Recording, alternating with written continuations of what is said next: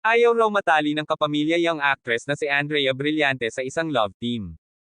Naniniwala siya na mas mag-grow siya bilang isang aktres kung mabibigyan siya ng iba't ibang klase ng projects with different partners and leading man.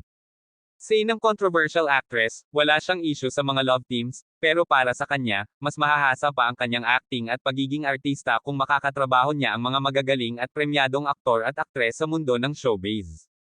Sabi nga niya sa isang panayam, mas marami na akong nagagawa ngayon, and bago siya.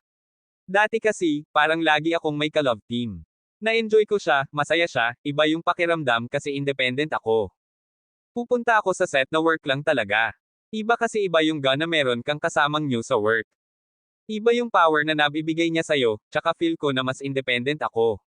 Masaya siya, pahayag ng dalaga. Say pa ni Andrea, super willing din siyang makawork ang mga pambatong love teams ng ABS-CBN at sumuporta sa mga ito tulad ng ibinibigay na support sa kanya ng malalaking kapamilya stars. Sa finale media ko ng kanyang hit suspense drama series na Senior High, inamin ni Andrea na mixed emotions ang nararamdaman niya ngayong malapit na silang magtapos.